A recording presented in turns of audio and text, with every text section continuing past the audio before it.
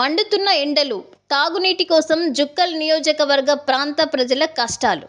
ఎండాకాలం వచ్చిందంటే చాలు తాగునీటి కష్టాలు తప్పడం లేదని జుక్కల్ నియోజకవర్గ వాసులు తీవ్ర ఆవేదన వ్యక్తం చేస్తున్నారు. వివరాల్లోకి వెళ్తే జుక్కల్ నియోజకవర్గంలో తీవ్ర నీటి ఎద్దడి ఏర్పడింది. గుక్కెడు నీటి కోసం అక్కడి ప్రజలు తీవ్ర ఇబ్బందులు పడుతున్నారు. మిషన్ భగీరథతో నీటి కష్టాలు తీరాయి అనుకుంటే ఎండాకాలం రాగానే ఆ కష్టాలు మళ్లీ మొదలయ్యాయని ఆవేదన వ్యక్తం చేస్తున్నారు. తెల్లవారుజాము నుంచే సైకిల్, ద్విచక్ర వాహనాలపై బోరు వద్దకు వెళ్తున్నారు. బోరు యజమానికి అధిక డబ్బులు చెల్లించి నీళ్లు కొనుగోలు చేస్తున్నారు. వివరాల్లోకి వెళ్తే కామారెడ్డి జిల్లా జుక్కల్ నియోజకవర్గంలోని కొన్ని గ్రామాలకు మిషన్ భగీరథ నీళ్లు రాకపోవడంతో అక్కడి ప్రజలు నీటి కోసం తీవ్ర ఇబ్బందులు పడుతున్నారు. ఇక మిషన్ భగీరథ స్కీమ్ ద్వారా 24 గంటలు నీళ్లు ఇస్తామని గత ప్రభుత్వం చెప్పుకున్నా గ్రౌండ్ లెవెల్లో పరిస్థితి వేరే ఉంది.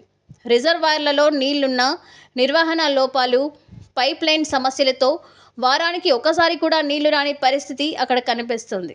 కామారెడ్డి జిల్లాలోని తాడ్వాయి, గాంధారి, సదాశివనగర్, రామారెడ్డి, పిట్లం, లింగంపేట, రాజంపేట, జుక్కల్, మాచారెడ్డి మండలాల్లోని కొన్ని గ్రామాల్లో మంచినీటి సమస్య ఏర్పడింది.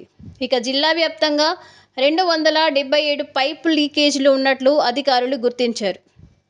ట్యాంకర్ల రిపేర్లకు 3.61 కోట్లు ఖర్చవుతుందని భావిస్తున్నారు.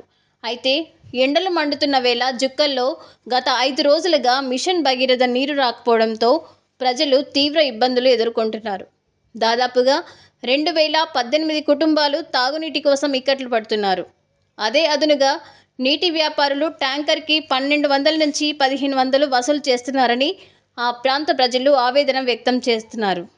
తమ నీటి సమస్యను తీర్చి గుక్కెడు నీళ్లు అందించాలని జుక్కల్ నియోజకవర్గ ప్రజలు కోరుకుంటున్నారు.